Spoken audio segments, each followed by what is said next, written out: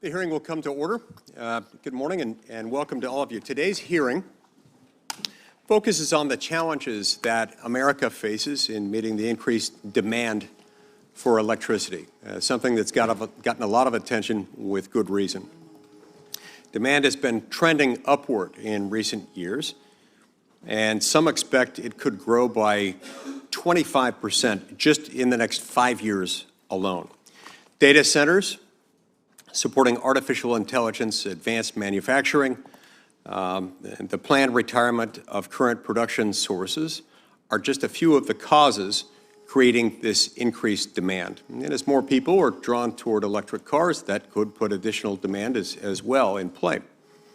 America needs to put more electrons on the grid. We'll be hearing from 3 witnesses to better understand these issues today, and we're very fortunate to have them. They are, first, Peter Huntsman, the Chairman and CEO of Huntsman Corporation, Jeff Tench, the Executive Vice President of Vantage Data Centers, welcome, and finally, Rob Gramlich, the President of Grid Strategies. So thanks to all of you for being here. Now let's begin with a simple fact. America's electricity demand is surging. It's not creeping up, it's surging. For decades, power demand in this country remained relatively flat. Utilities planned for it, markets priced for it, regulators counted on it, but that era is over. We're now entering a new era of electrification. Data centers, AI computing, manufacturing, returning home, electric vehicles, all of it. Even conservative estimates suggest that we could see 2 to 3% annual growth compounded over the next decade. Now that number, 2 to 3% annually compounded, that might not sound like much, but it's like a two-way highway that was built decades ago that's now expected to carry rush hour traffic to and from a major city every day of the year. More cars, bigger trucks, constant congestion.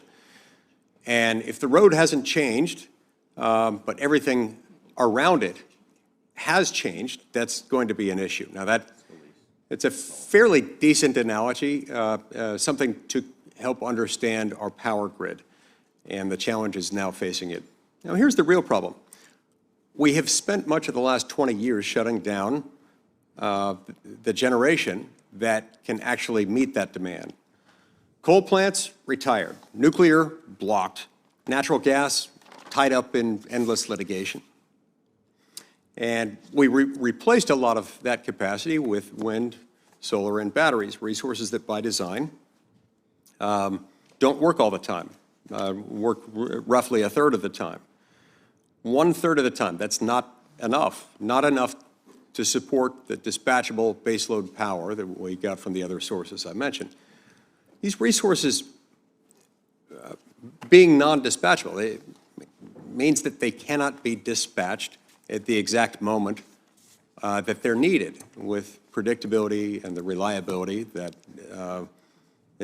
is required.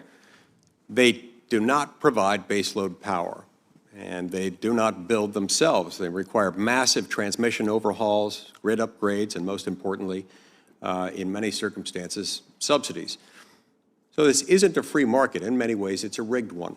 The federal government has been investing heavily in certain green energy technologies for decades, handing out tax credits like candy. So naturally, developers follow these credits, and why wouldn't they? But what's the result?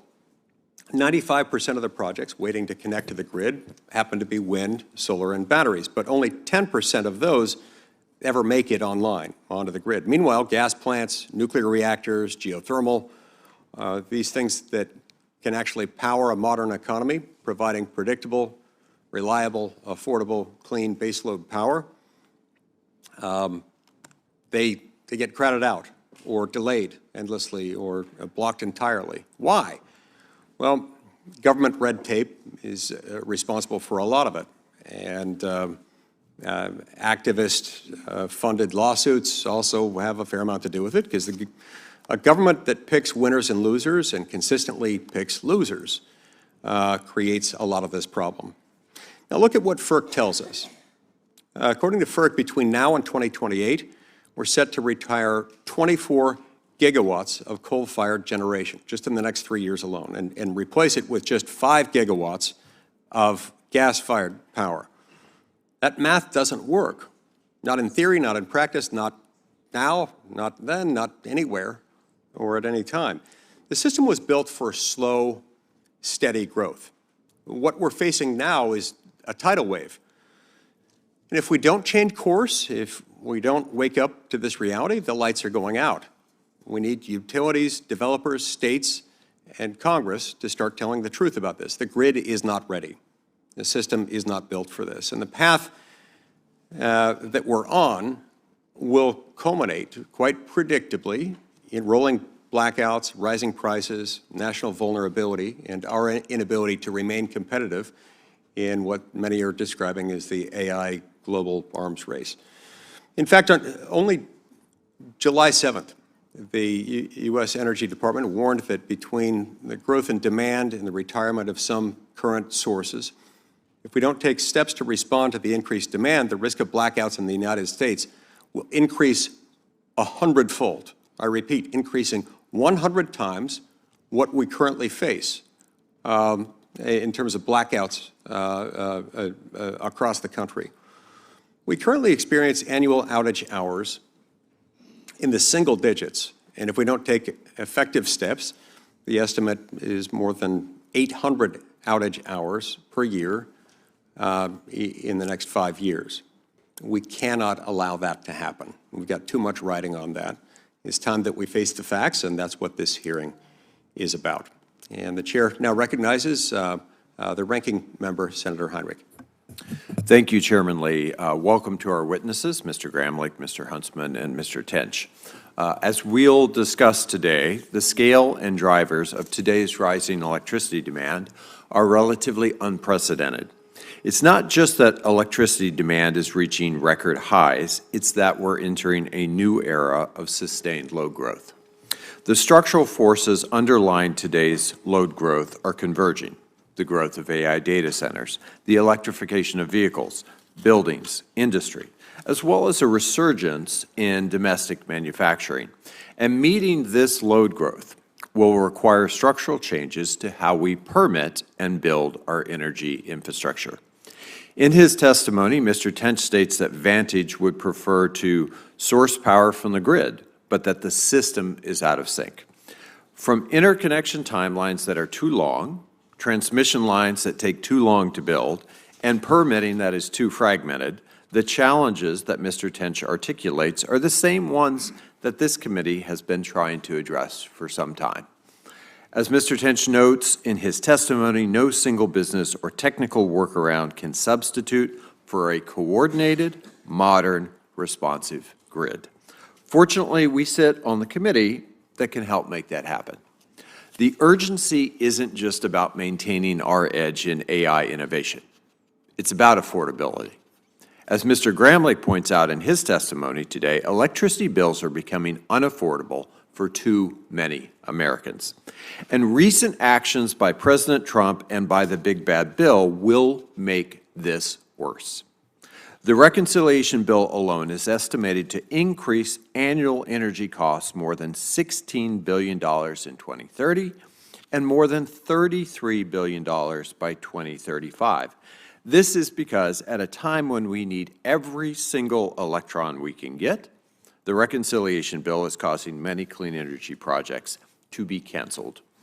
And the president's tariffs are driving up equipment costs, raising the costs of all energy generation resources, all of them. This is leading directly to Americans spending more on their utility bills. And on top of this, an aging electrical grid is causing many energy projects to be stalled for years in interconnection queues. In June 2025, Grid Strategies released a study that found that investing in well-planned, high-capacity transmission could save U.S. households between $6.3 and $10.4 billion annually, and that's even after accounting for the cost of actually building those transmission lines. The amount of energy currently in U.S. interconnection queues substantially exceeds the existing electricity demands. if only the grid could integrate it. According to the Energy Information Administration in 2024, the U.S. installed nearly 49 gigawatts of new grid capacity, 95% of which was for renewable resources. This year, the EIA estimates that developers will build 63 gigawatts of new capacity, including 32.5 gigawatts of new utility-scale solar, 7.7 gigawatts of wind power, 18.2 gigawatts of energy storage, and just 4.4 gigawatts of natural gas-fired generation. Clean energy is the most affordable, and it's the fastest type of energy generation to deploy, outpacing natural gas, which is facing years-long backlogs in turbine availability. If you order a gas combined cycle natural gas turbine today, you'll be lucky if it puts its first electron on the grid before 2032.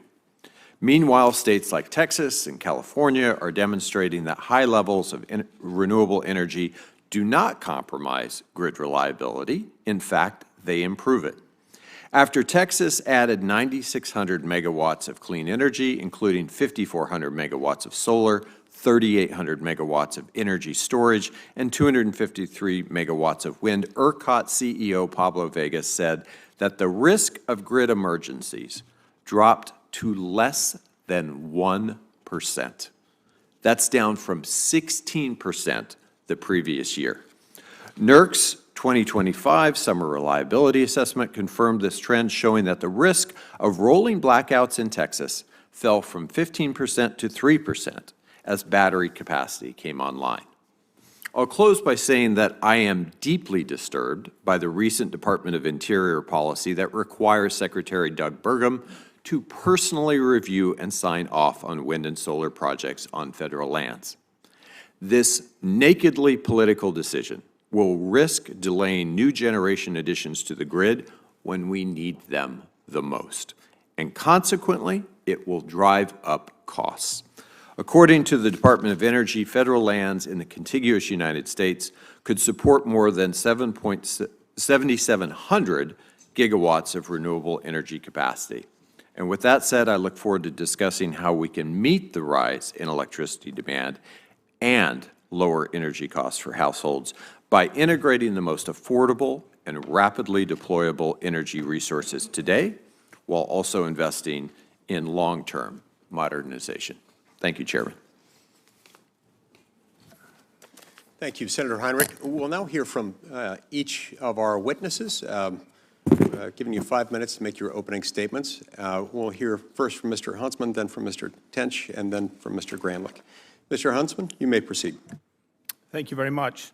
Chairman Lee, Ranking Member Heinrich, members of the committee, my name is Peter Huntsman, and I'm Chairman, President, Chief Executive Officer of Huntsman Corporation. For the first time in a generation, America faces an increase in electricity demand that will have far-reaching consequences if not managed appropriately by elected officials in both parties at federal, state, and local levels. This may sound like hyperbole, but it is not. Look no further than Germany, the United Kingdom, and much of Europe, and see how quickly great powers can implement policy to kill productive and thriving industries that form the backbone of modern economies. Just a decade ago, these nations were great industrial powerhouses. Today, they have the highest electricity prices in the industrialized world, shrinking economies, and factories being shuttered almost daily. Sadly, I've experienced this firsthand as our company has laid off thousands of employees in Europe.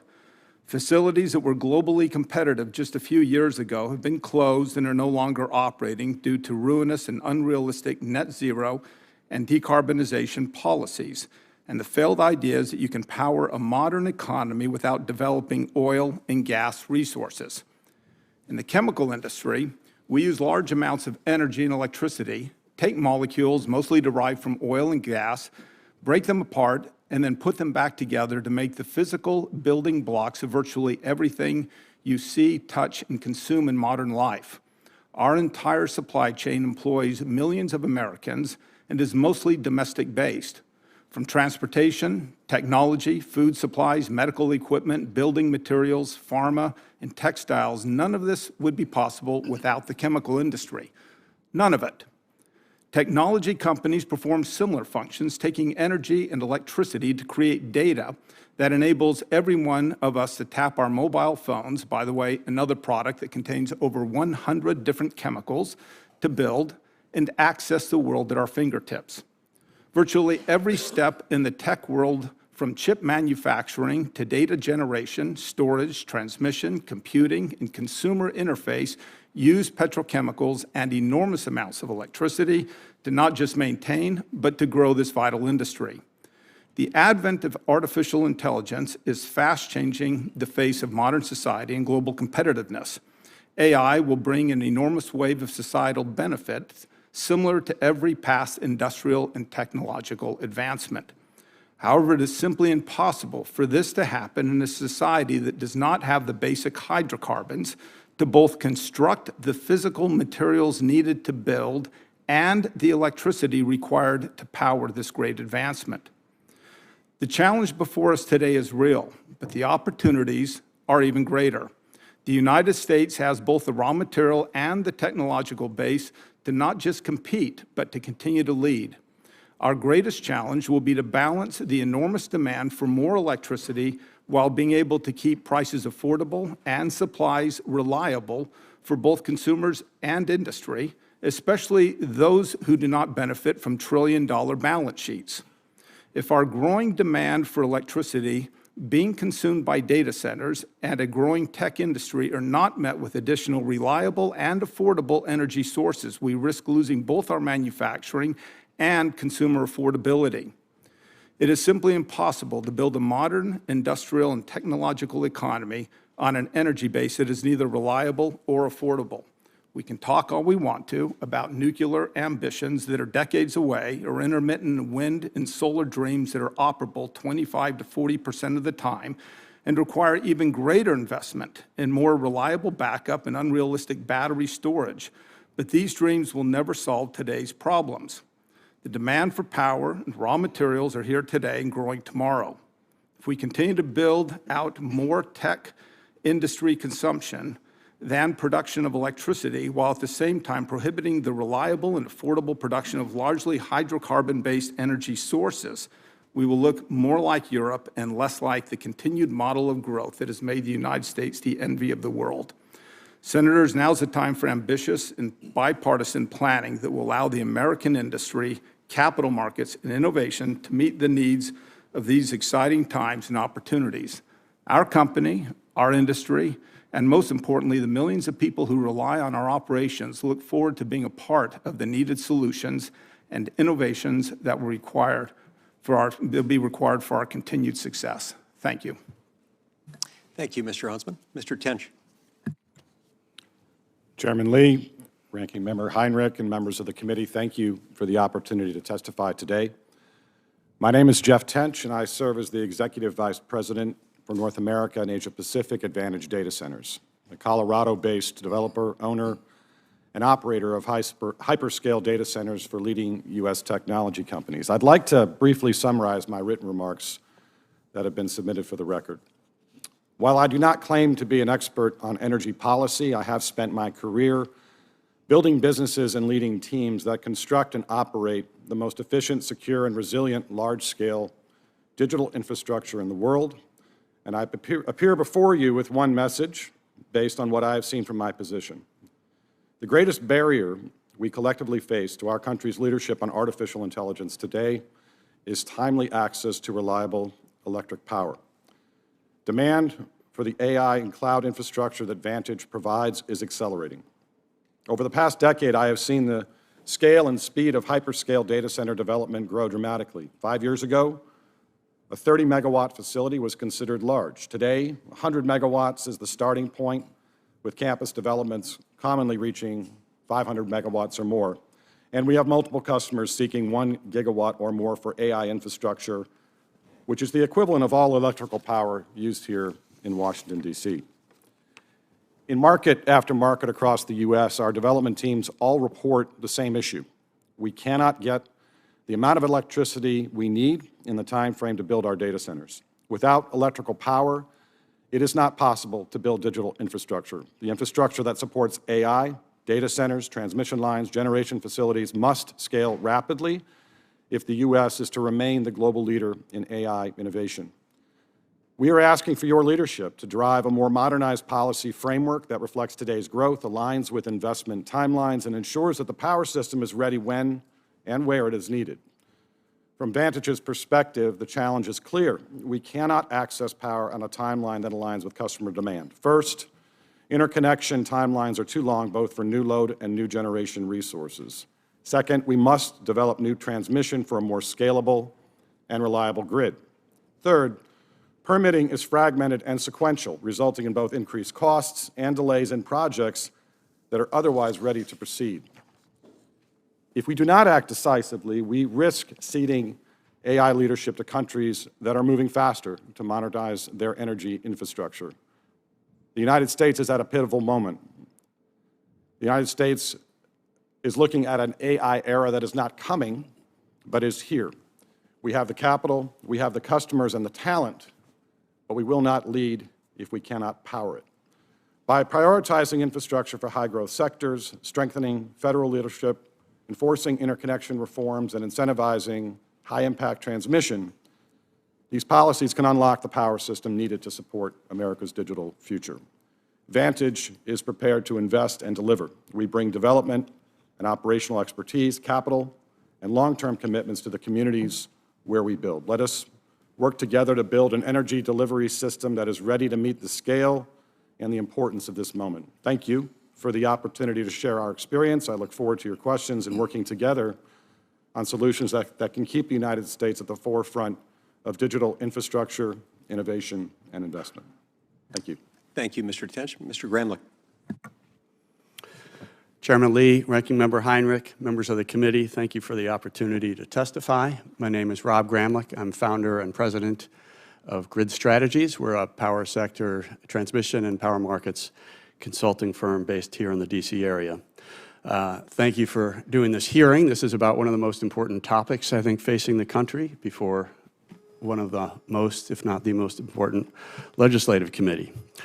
Power demand growth is sudden and significant, and it will be a challenge to meet. And affordability is equally important, as I'm sure you're hearing from your constituents. I'll focus now on how we can meet demand growth affordably. Basically, we need both transmission and generation. I'm going to start with transmission because that's the one that is largely in federal jurisdiction and has a federal role, while generation is largely reserved for the states under the Federal Power Act. Transmission is also the main thing we need right now. It has the highest impact. It's the great integrator of all resources. It may seem like it's a renewable energy piece of infrastructure, but that's just because over the last 5 years, that's all anybody was trying to connect to the grid. Right now, we're seeing a lot of other things trying to connect to the grid, including Jeff's data centers and data centers around the country, other large loads, manufacturing, and other types of generation. And whether it's nuclear, CCS, other types of generation, guess what? It's going to face that same constrained grid, so we should really focus on the grid. Transmission is also a great deal for consumers. The economies of scale are massive. There's a 75% discount if you do it at the higher voltage, like 765 kV lines, as opposed to 230, like 4 regions are doing. Transmission can also help in the 2020s. It's not just the 2030s or 2040s option. There are a lot of ways to expand transmission. Some lines are actually quick, and there are advanced transmission technologies and other ways to use existing corridors.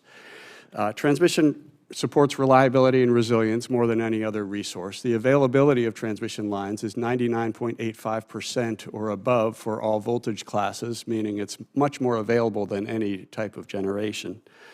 With severe weather events in recent years, we've seen tens of gigawatts, like up to 10% of a region's power, served from large-scale movements of power across the regions of the country because of interregional transmission, which is why Congress directed the North American Electric Reliability Corporation, NERC, to study interregional transmission, which it did, and it found we have a need for 35 new gigawatts of interregional transmission.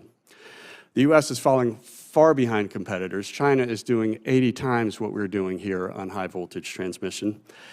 So I do think transmission really should be the bipartisan and the unifying force that commands Congress's attention. But in addition to transmission, we do certainly need to expand generation as well. There are three general types. There's sort of low-cost, plentiful energy. There's sort of the fast, flexible, balancing type of generation. And then there is firm power. So I'm not saying all resources provide all of these things. We do need firm power to meet peak loads. Resources provide varying levels of contributions to meeting peak loads. Nuclear has the highest contribution at 95%, but we're not able to get much more very soon. Gas CTs, at least according to PJM, are around 60% in terms of their ability to serve peak loads. Combined cycle is a little higher in the 70s. Offshore wind is actually 69%. And so none of these resources are perfect, but the point is when you put them all together on the integrated grid, that's how you get nearly 100% reliability of the power system. By the way, flexible loads, flexible data centers and other loads will help alleviate the need for that capacity. The good news is we have two working processes in this country to get the generation we need. We have utility-owned planning, sort of regulatory planning under states, and we have some regions have markets. It's up to the state whether they want to be in a market or have planning. Turns out both are working. Older plants are staying online longer than anybody thought, and new plants are coming in, both in the integrated resource planning context and in the market context. Look at the PJM prices that came out yesterday. Markets are screaming for generation to either stay on or be added, and that's working. The interconnection queues do need some improvement to get those there.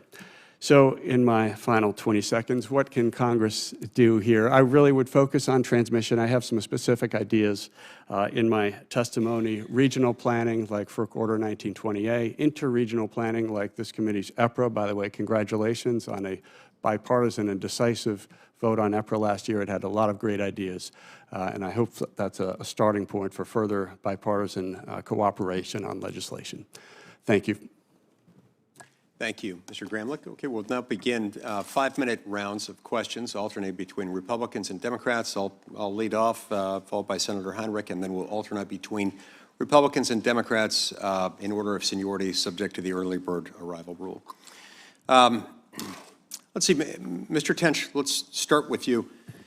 In comments filed in response to the AI Action Plan RFI issued by the White House, Vantage noted its development of an on-site utility-scale gas power plant in Virginia to power a data center in that region. Can you explain why Vantage decided to use gas for that on-site generation?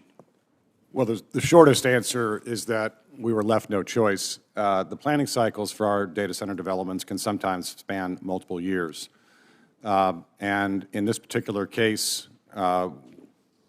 we were subject to a change in the demand algorithm from the local utility. It had been planning on having allocated to us 100 megawatts or MVA worth of power to power our data center project there in Loudoun County, when suddenly, after we were under construction, we were told that power was no longer available and would not be available for 5 to 7 years, at which point we had already committed hundreds of millions of dollars into the development project. So in this particular case, we were fortunate in the fact that our property sat on top of a high-volume, high-pressure natural gas line, and we scrambled, we designed, built, and commissioned a power plant operating completely independent of the grid within 18 months, and that data center is up and running with a very important customer of ours today. Great, and I assume you didn't go with others for various reasons. Nuclear would have taken too long. Why not wind and solar? Well, in this particular case, our option was only to be able to develop a power solution for that site that was not grid dependent at all. Gotcha. And that was the choice we made. People may refer to that as island mode, but it effectively has no connection to the public grid. Right, but wind and solar wouldn't provide the continuous. Not in that particular case. It's, the parcel was only big enough to handle a turbine plant, and there would have been no way to bring in wind and solar in that particular case. Gotcha. Mr. Huntsman, in testimony that you provided, I believe last year to the Senate Finance Committee, you argued that affordable, abundant, reliable energy is foundational to American manufacturing dominance. America has abundant resources like coal, gas, geothermal, in some cases hydroelectric. We also have expertise to build advanced nuclear, which I'm optimistic about as far as it becoming commercially viable in the coming years, assuming we can overcome the regulatory hurdles, which we're anxiously trying to do. Now, there have been some anti-growth forces, including environmental NGOs, that have helped capture many of our Fortune 500 companies. In some cases, big energy companies, in other cases, big tech companies, to endorse a net zero framework. Now, I believe a lot of corporate leaders know that such goals and commitments are impossible to achieve, not to mention they're harmful to the many of the very industries they represent. Can you elaborate on how these sustainability commitments harm energy affordability and reliability? Well, so many of these commitments have a longer-term objective. We're going to be carbon-free by 2050 and so forth. You'd be shocked at the number of CEOs I've spoken to that have said, I don't have to worry about that. I won't be around. I can make the commitment today, but I'm not going to be around then. There is no viable path when you look at, on a global basis, when you look at it, just replacing hydrocarbons with renewables. Again, renewables have a very important role to play in certain areas, in certain fields. We make the raw materials that go into the wind blades and solar panels and so forth. I'm not anti any of that. I want to be very clear on that. But as far as they're reliable, the reason why you're building gas turbines is because you don't have the reliability. Nobody knows a week from today if wind turbines are going to be turning or not. Nobody knows exactly how much power you're going to be getting out of solar panels a week from today. They can tell you what you're going to be getting out of a gas turbine. So I'm more concerned about the today and how we get to the issues of today and how we get to the issues over the next 5 or 10 years, because that'll dictate where we are in 2040 and 2050. And coming up with unrealistic goals that we just hope that eventually we'll come up with some means or some mechanism just isn't, it's not plausible and it's not realistic. That's what we're seeing in Europe. So they've got their place, certainly, and there are good things that can be accomplished with those. But some of those areas, including those areas that are growing fastest within our economy, things like AI data centers, you can't really rely on that because it doesn't provide baseload power. What would happen if you tried to do that, whether it's manufacturing or an AI data center that needs consistent baseload power? What would happen if you had to rely on something that's intermittent? Well, you're shutting down. Facilities like ours, if they go down unexpectedly, they can take as long as 30 days to restart, costing tens of millions of dollars. So unexpected shutdowns, that's why I mentioned, I think, 4 or 5 times in my oral testimony here, the word reliability. Right. That's very key here. Right. And some of the emerging nuclear technologies certainly hold a lot of promise in that area, offering zero emissions alternatives. Those are coming, not yet here, in a way that's commercially deployable. Okay, my time's expired. We'll go to Senator Heinrich. Mr. Tench, you may be aware the Department of Interior recently released a memo that's going to require the Secretary to review all wind and solar projects on federal lands. It adds just one more layer of red tape. Do you have opinions on what the potential business impacts of energy projects just being delayed in that regulatory process, how that further delays impact the business prospect? Our observation and our requirement is for more electrons, as you called out in your opening remarks. Vantage is relatively agnostic as to the source of those electrons. So in the case of rulemaking or regulatory action that slows down the process of approving new generation or new transmission would definitely be a negative for our business. Should, in the sort of 5-year window, like 2025 to 2030, shouldn't we be focused on putting as many electrons agnostic of generation source on the grid as possible to be able to meet the kind of demand that you represent? Yes, our position is that efforts to move electrons around through enhanced transmission is important, necessary, but insufficient relative to the overall demand. We need more energy. More on the grid. generation We and need more more generation, and we need more transmission independent of source. That said, it does need to be a reliable, grid dispatchable source, which I believe, can be accomplished with the right combination of energy source for generation and energy storage. And storage. One of my concerns is we have an existing pipeline that is the result of decisions that have been made over the course of the last decade. That pipeline is 95% clean energy plus storage. It's about 5% gas. A year or two ago, we had a couple of nuclear plants come online, which are great. I support that, but that's kind of a one-off. In the next 5 years, if we start building new nuclear today, whether that's SMRs or traditional light water reactors, that's going to take longer than the 5-year window.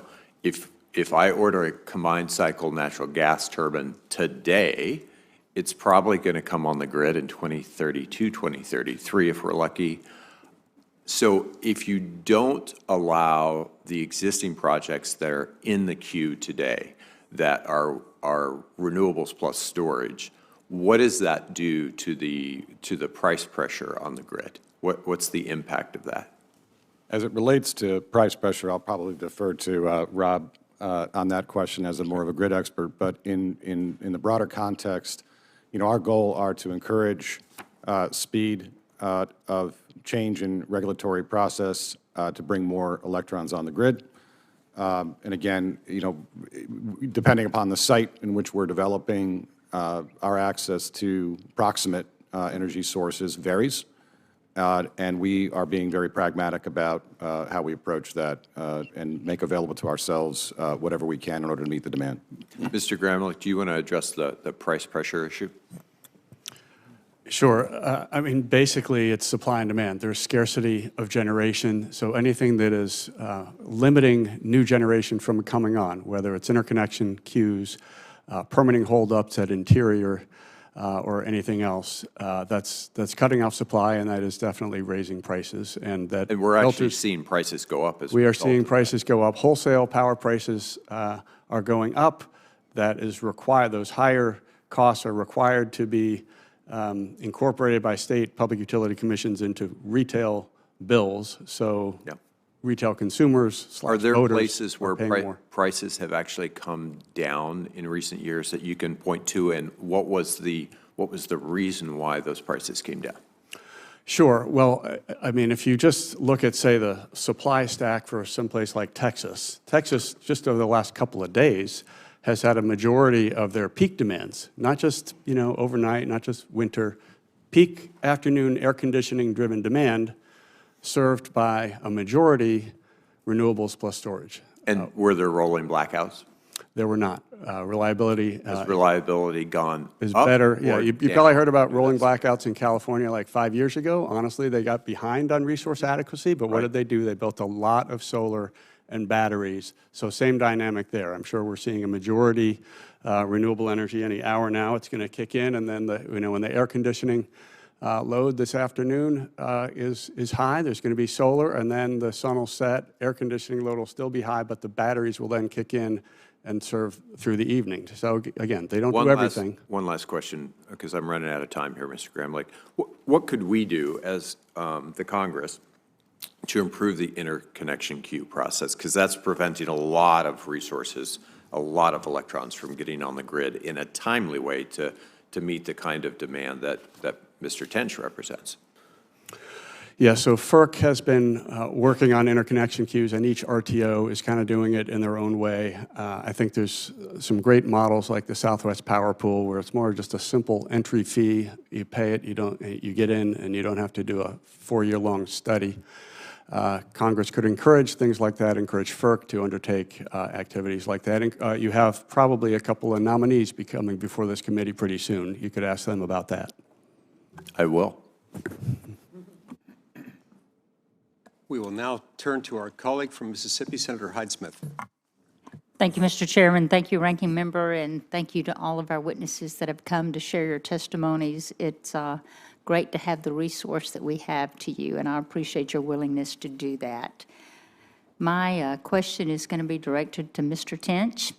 You mentioned in your testimony that Vantage prefers to connect to the grid for power, obviously, but there may be a need to deploy outside generation at the start of the project, which makes sense. And as you point out, beyond company building schedules, adding to the grid can take a long time.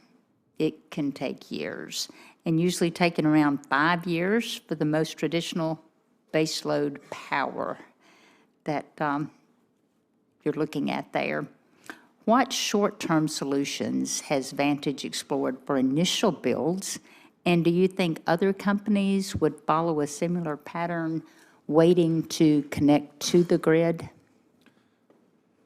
In the case of Vantage, we have, coming out of the experience I described in Virginia, been far more planful in terms of the expectations of our delays as it relates to the interconnection that we apply for to receive load from the grid. And the form that has taken, for the most part, has been in investing in a supply chain of turbines and reciprocating natural gas engines, which we increasingly plan to deploy in a mobile setting so that we can deploy them on trailers for, let's say, 2 years, 3 years, until we can get the interconnection from the grid. And that's proven to be an important part, but only one part of our overall plan for how we make our way through the wait, if you will, as it relates to the electrons that we need. And do you think other companies may follow a similar pattern to that? Well, I think that'd be up to them, but certainly for us, we found it to be a way of reducing our risk and smoothing out the gaps in availability. And from a connectivity standpoint, what would Vantage's plan be once utilities meet electrical generation demand, once you get there? Well, our plan would be to connect to the grid and operate according to the regulations that exist in any of those states in terms of having a firm commitment from the utility through an electrical services agreement. And then we would use that as our primary source of power to our data centers, coupled with emergency generation backup, which we deploy in most of our sites as well. Thank you, Mr. Chairman, and I'll yield. Senator Wyden. Thank you very much, Mr. Chairman. This is an important panel, and let me begin by saying I don't believe we got in this predicament by osmosis. The fact is the Republicans have been doing favors for their big oil buddies at the consumer's expense, and that is why, a major reason why, energy bills are going through the roof. And I'm just going to take a minute to look backward and then talk about where we ought to be going. We had 50 years worth of gridlock on climate. No pricing, no regulatory reform, no nothing. In the Senate Finance Committee, we put together an alternative, and it was based on markets. It was based on technology neutrality. Underline those words, technology neutrality. Everybody's part of the market. You get choices. And the more you reduce carbon, the bigger your tax savings. And in a couple of years, we got hundreds of billions of dollars committed to making sure that we had those renewable choices. Now, along come the Senate Republicans, particularly in the last couple of weeks. And when the natural gas folks, these are not the environmentalists, these are the natural gas folks, basically said, we'll take electrons if they're from Mars. We got to have electrons. We'll take them from anywhere, not just because of AI, but because of growth, because of innovation. And regrettably, the Senate Republicans said, we're not for choices.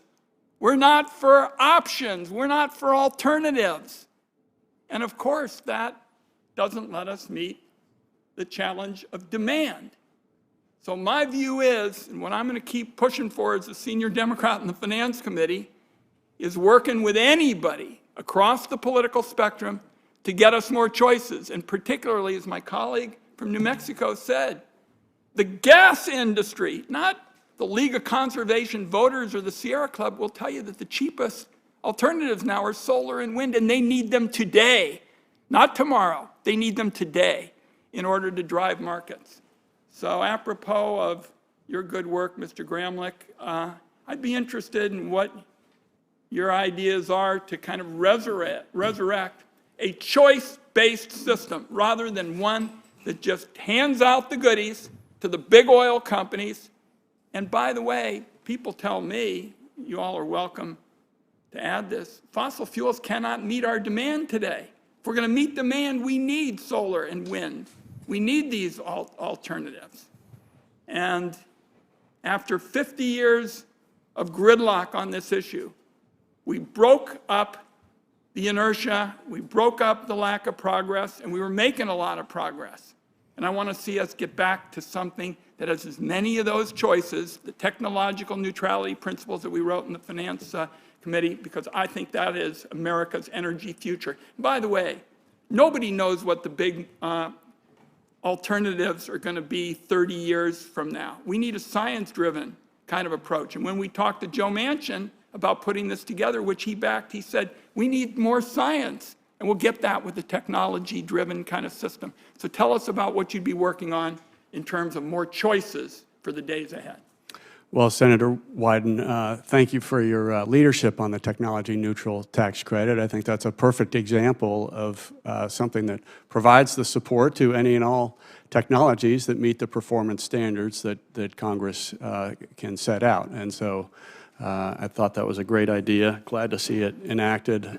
Sad to see the early phase out. I think at this point it's important for Treasury to implement at least what Congress passed recently. So you want to make sure that there's no more stalling around, because as you know, we got a modest bit of the current system into the final bill, and now it looks like a bunch of people in the House are trying to roll that back. You tell the administration, suck it up here and stand in there for choices and alternatives. Is that one of your messages? Certainty is critical for investment, and uncertain IRS regulations kill certainty. You can't invest if you don't know what the rules are. What else would you do? More choices. Well, I think, generally, as I was saying before, the transmission grid really is in the purview of this committee and Congress and FERC, and that is the great integrator of all resources that enables choice of whatever a state may choose, and Good. generation is largely... My time is up. That was the one thing that we weren't able to get in the 2022 election. And had we been able to negotiate a compromise with more choices, I would have put transmission number one as our challenge for the future. And we're going to try to get those choices back, and we're interested in working with you on transmission. Thank you, Mr. Chairman. Thank you, Senator Wyden. We'll go next to Senator Cortez Masto. Thank you, Mr. Chairman. Thank you, for all three of you, for being here. In many ways, Nevada has really led the way in developing new energy capacity over the last several years. And quite honestly, with the help of the tax credits and the Inflation Reduction Act, Nevada was able to attract new businesses hoping to use our natural resources, one of them being solar, geothermal, in the great state. I assume that's one of the reasons, Mr. Tench, you were there. And I am excited to hear that not only has Vantage has pushed for new data centers to be sustainable by design, you're including an AI campus in Nevada, which was announced July 15th, that also seeks to use a closed-loop chiller system to minimize the need for large volumes of water, again, in the West, where there's a lot of drought. Can you talk a little bit about why renewables are important, depending on the region where your data center is, and are you using a renewable source for this data center and the AI in Nevada? Yes, we are, as you know, developing a substantial AI-focused campus in Trick, just outside of Reno. And the selection of that location was driven by a number of factors, including its proximity to the West Coast as an alternative to California, where things can get pretty expensive and pretty hard to do. At the same time, the mix of energy sources that were available to us through Nevada Power included, as you noted, their prior investments in solar in particular. And for Vantage and for our customers, again, we prefer to use grid and the combination of total cost of ownership, the ease of doing business in Nevada, and the physical location conspired to make it a great location for this deployment. Thank you.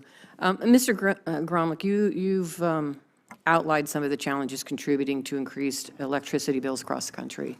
In addition to severe weather and electric equipment constraints, you listed the uncertainty surrounding the current administration's tariff policy and the Republicans' termination of the tax credits. A recent Bloomberg government article stated that when fewer renewables meet more expensive gas and explosive demand from data centers, an upward pressure on rates is the predictable result. Some estimates suggest that electricity bills in parts of the country could jump as much as 60% to 350% over the next decade. My question is to you is, can you summarize current market considerations and why U.S. grid operators are not in a position to turn away renewable electrons? Yes, grid operators are, they need all the power they can get. And as I've said, not all resources do all of the functions, right? So we do need firm power. And by the way, the geothermal in your state is providing excellent, clean, firm power. And I really am hopeful about geothermal going in many more states to provide that clean, firm power. But the grid operators do depend on it. And in terms of affordability, it's supply and demand. If we take any of these resources out of the mix, that just leads to higher wholesale prices, and those necessarily move down into retail customers' electric utility bills. And shouldn't the states, working with the private sector, basically determine what that energy mix or that portfolio should be based on their geography, based on their opportunities there? I mean, we have geothermal, we have solar, we have wind, we have battery storage, we have natural gas. That's different than my colleague here sitting to me to the left from Maine. So shouldn't it be driven by that need based on the states, where their region is, what the private sector is wanting to build there? Does that make sense? I think that's exactly right. Well, that's the structure of the Federal Power Act that you all oversee on this committee and its implementation at FERC. Generation is largely in the purview of states. I mean, it's kind of a states' rights issue. And so this kind of micromanaging of individual power plant dispatch through things like Department of Energy emergency orders or specific targeting of projects for not getting permitting at an interior, that's really micromanaging from the federal level, something that really is the state's job to address. And if we are going to compete with other countries like China and others and grow out our grid and our transmission and really invest in it, that micromanagement should not occur. It really should be driven from the states, the private sector on, correct? That's right. And I mean, the reality is we have a very diverse electric industry structure. Your state has one structure. It's very different in Maine and other states. And so each state uses markets or regulation or various combinations of investor-owned and other types of utilities to meet their power demand needs. And that's where the process should take place. Thank you. Thank you, Mr. Chairman. Senator King. Thank you, Mr. Chairman. The word transmission has come up numerous times today, and how important it is, and what a great important part it is of this discussion. Unfortunately, this morning, the Department of Energy terminated a loan program for a major interregional transmission system in the Midwest. So here we are talking about how important transmission is, and here's the Department of Energy, and it wasn't a grant, it was a loan guarantee program. I just think it's the timing is somewhat ironic. We all know that the solar and wind are intermittent. We understand that. Everybody knows that. I was in the hydro business. That's also intermittent. It doesn't always rain.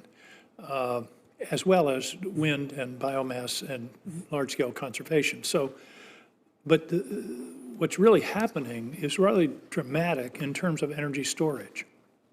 If you have adequate energy storage, solar and wind are baseload because you have something to make up the difference. And I used AI in your honor, Mr. Tench, to check on where we are on batteries as of 5 minutes ago.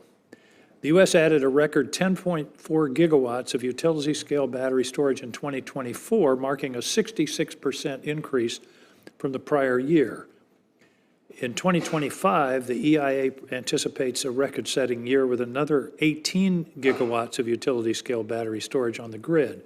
Looking ahead, the EIA forecasts that U.S. and utility-scale battery storage will nearly double, reaching 65 gigawatts by the end of 2026. In other words, the battery industry is no longer a fantasy or a distant dream.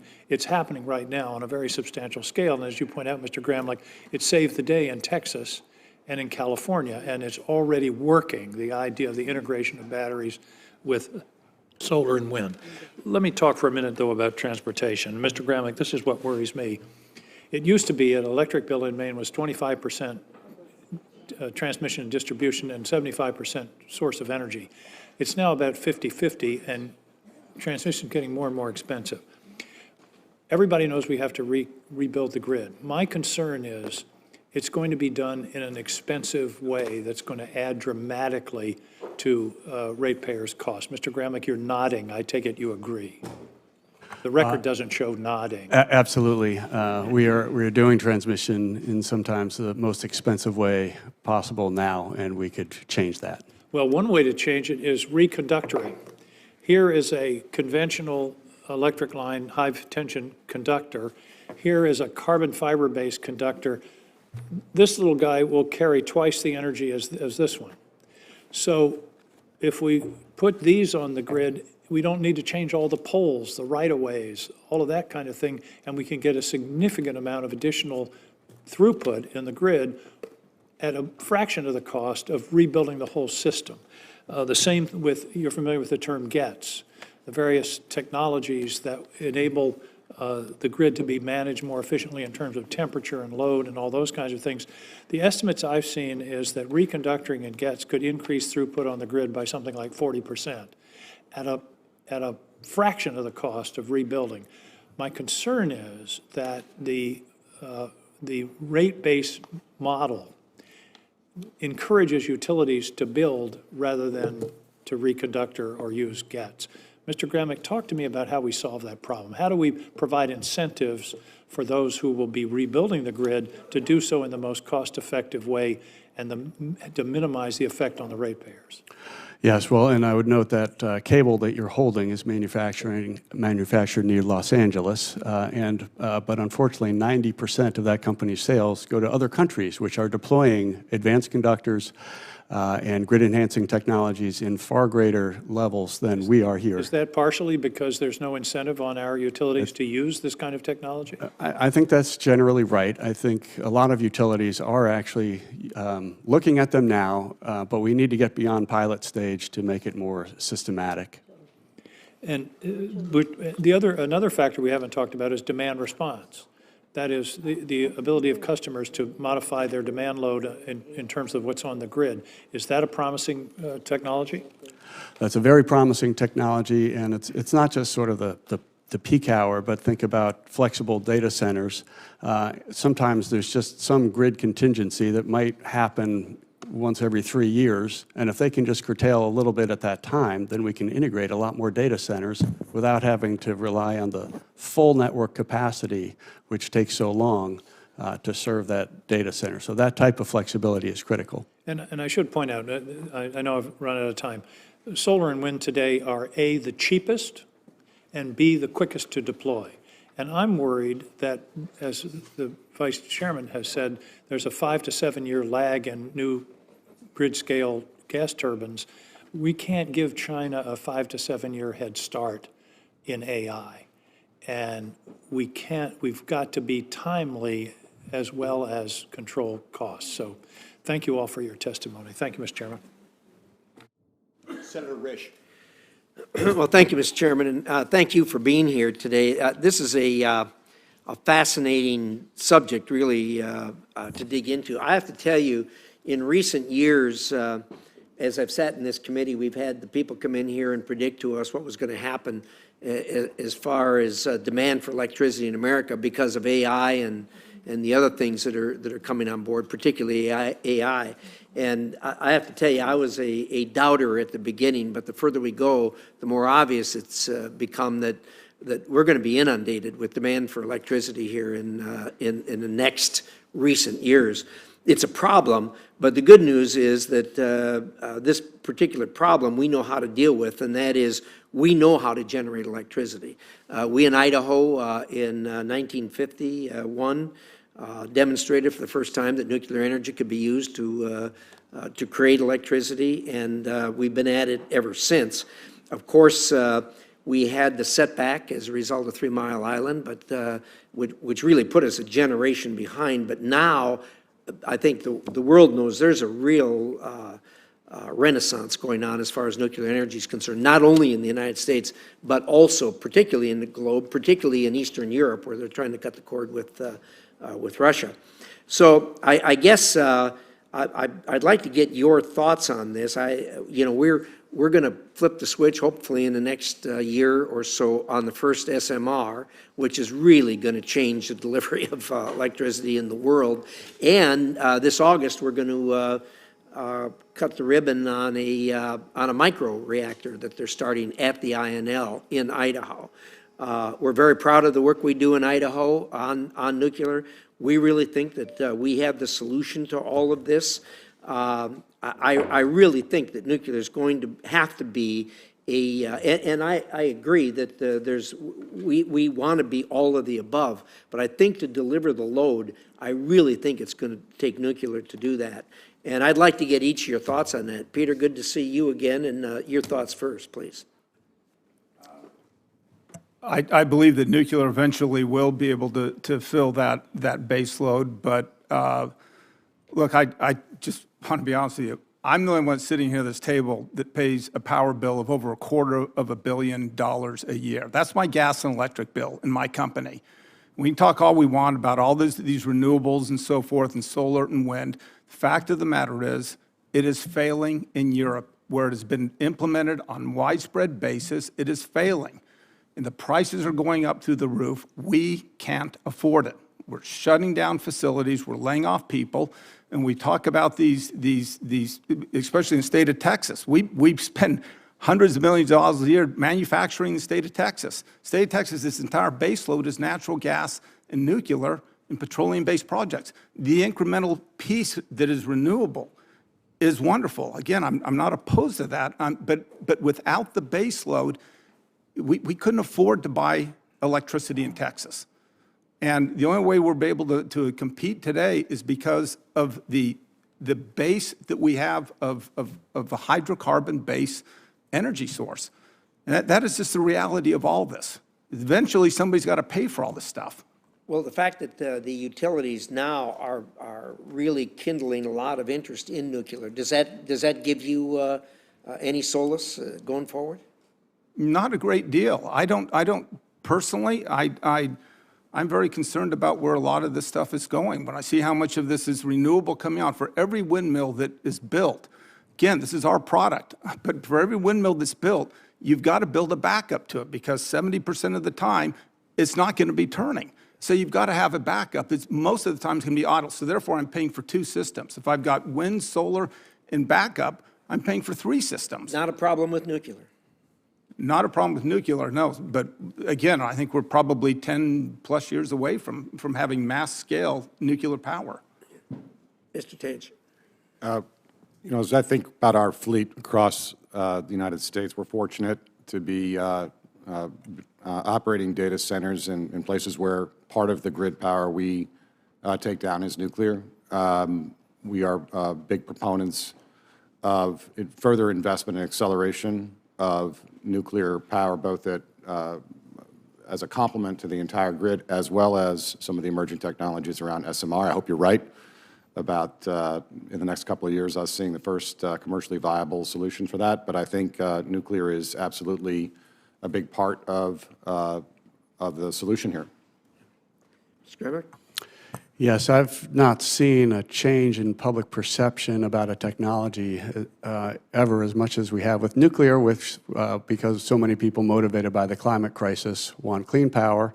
And I think everybody who's looking at the grid also realizes we do need firm power. So that is a clean, firm source that could make a great contribution. Well, take heart. Idaho's here to help you.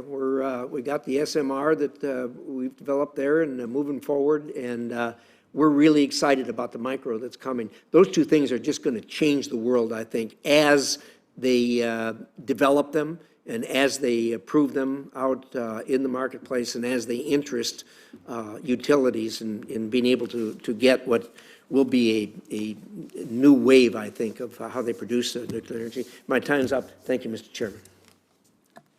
Thank you. Senator Hickenlooper, you're up next. Thank you, Mr. Chair. Mr. Tench, let me start with you. I think we all agree that we agree with you that we've got to win the AI race. And it's not just our economic future, it's our national security is at stake there. In your testimony, you highlighted the importance of high voltage transmission, noting that, and I'll quote, enabling the transfer of electricity between regions can lower operational costs for data centers and other large users. Without action from this administration and from this Congress to accelerate high voltage transmission development, will the U.S. stay globally competitive in the AI race? You bet. You bet. I don't think we can say definitively that without interregional transmission, we will fail to be globally competitive. What I can say is that our ability to move electrons seamlessly across this country in between these regions is critical, freeing up access to power where it's needed. And it allows us to build the data centers that contain the AI that we're all scrambling for here in terms of being able to stay competitive. So it is one part, and an important part, I think, of a change we can make in order to make better use of the grid that we have, but it is not in and of itself sufficient to avoid the outcome you're describing. But let me rephrase it then. Would you agree that the probability of our losing ground in the race towards AI, the probability that we're going to lose ground increases if we don't address this issue within the grid? Yes. Good. And would you believe that any bipartisan or administration-led permitting reforms aimed at supporting data centers should also include some of these ambitious reforms to building that high voltage transmission? Yeah, I would agree with that. Yes. Great. Mr. Gramlich, studies show that high voltage transmission improves reliability and affordability, yet in the U.S. we've only built 3,238 miles of high voltage transmission from 2017 to 2024. Experts say we should be building 5,000 a year. So that means we should have built 35,000 and we built less than 3,500. Meanwhile, China is rapidly building a supergrid of ultra high voltage that allows it to support growth on a variety of facets that we will not be able to match. In 2023, Congress directed NERC to study U.S. transmission needs. The Commission found we may need 35 gigawatts of additional interregional capacity just to ensure reliability. So, Mr. Gramlich, can you explain in layman's terms the value of interregional transmission in terms of affordability and reliability? Sure. Thank you, Senator. It's absolutely true that interregional transmission is one of the best ways to improve reliability and resilience. We sometimes see 10% of a region's power served by the large-scale movement of power across the country over that interregional transmission network. Unfortunately, none of us inherited a power system that is very conducive to that, with thousands of little vertical silos of utilities that don't have those horizontal connections, and our regulatory structure is only trying to catch up to that. So your work through EPRA and other efforts, other bills that you have introduced on interregional transmission are very welcome. We always appreciate the preparations that our witnesses make that make us senators look good. We appreciate that. Takes a lot of preparation for you, but that's okay. Oh, thank you, Senator. I appreciate that. Also, Mr. Gramlich, I was going to put out within all this discussion we've been making, there is a hard truth that we need 100 gigawatts of power or more, really, by 2030. Yet only 4 gigawatts of natural gas projects are even in the pipeline, and certainly zero for coal. So the market isn't buying what's out there being sold. What kind of state-level intervention, studies, and subsidies should Congress and the Trump administration, what would we have to back? What should they be backing to actually build that 100 gigawatts of new natural gas or coal capacity by 2030? Yeah, it's just not really feasible to do it all with gas or, nuclear in this decade isn't going to happen. Nothing against it, it's just not going to happen. Gas turbines are constrained, as Senator Heinrich mentioned. You just can't get in line. So we really have to, just as a physical matter, we have to rely on many sources, all of those sources that are being developed, and that certainly includes wind, solar, and battery storage. Great, thank you. So but what you're saying is that we need to take those things that are in the queue and are ready to be built, even though they're not going to be sufficient to provide all the baseline that I think there's a consensus that we need to raise the baseline, or the base load capacity. We need to build everything we can right now. Yes. Great, thank you. I yield back to the chair. In your testimony.